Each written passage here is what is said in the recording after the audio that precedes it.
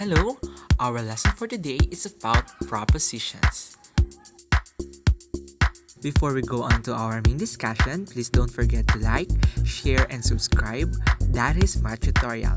We are now in YouTube and we have also a Facebook page para lagi tayong updated sa mga mathematical discussions natin. Thank you!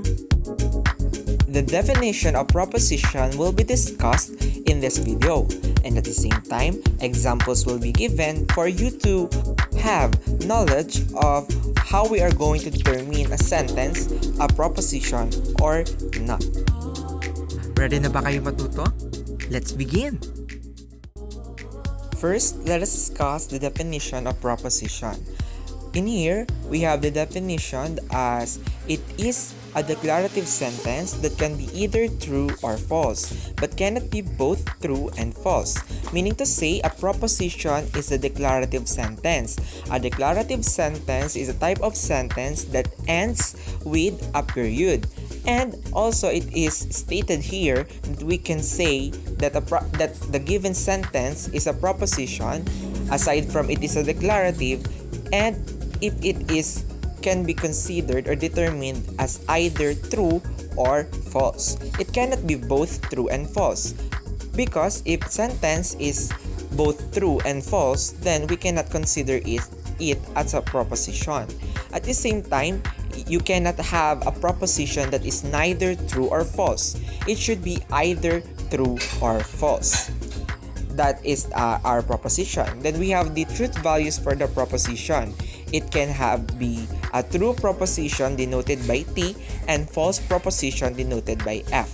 So, if the proposition is true, we will write T, and if the proposition is false, we will write F. That is our definition for proposition and how we are going to give a specific truth values.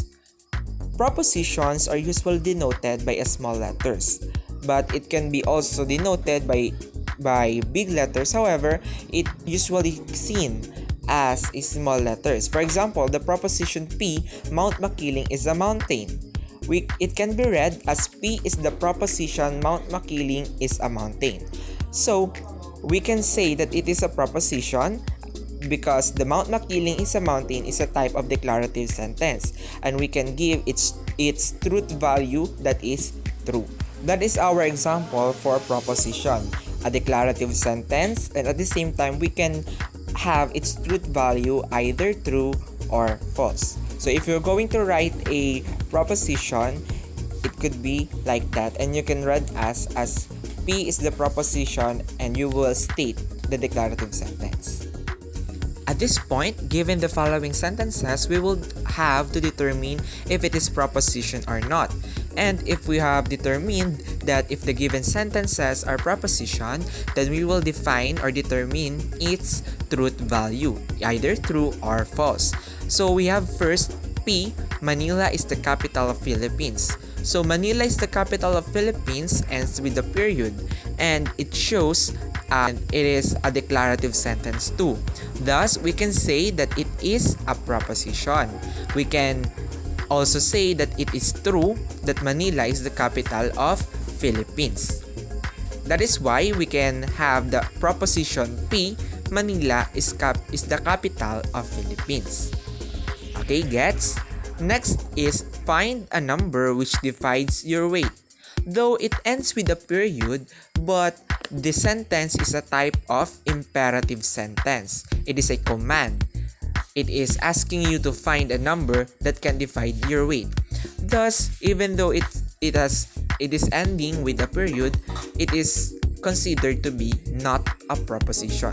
Thus, Q is not a proposition because it is a imperative sentence. Next in line is welcome to the Cloban City. As we can see, it is not ending with a period, but instead it ended with exclamation point, making it as exclamatory sentence.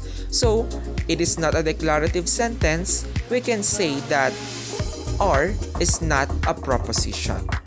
Thus, we should always remember that A declarative sentence ends with a period. Once it have a exclamation point or question mark, then that sentence is not declarative. It's either exclamatory sentence and interrogative sentence.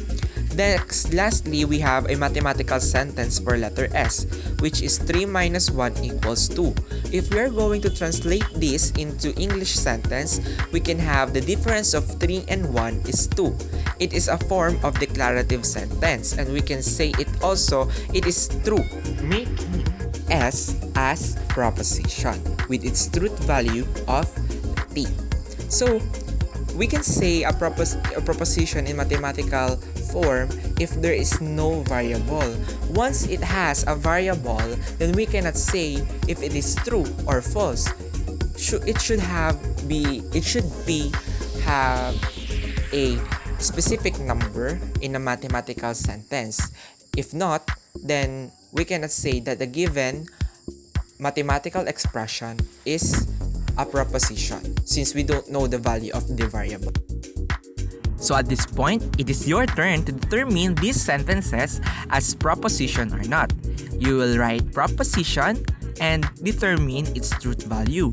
Otherwise, you will write not proposition and state your reason why is that so.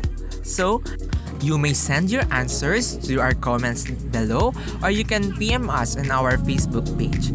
We are gladly to see your messages there. Thank you and have a nice day. Hello everyone, thank you for watching our video today, and I hope that you learned something. And if you have any recommendations, questions, and clarifications, you may comment down below, and you can also message us in our Facebook page. Link will be posted in the description. Thank you, and I am looking forward to see your messages there. Have a nice day and God bless.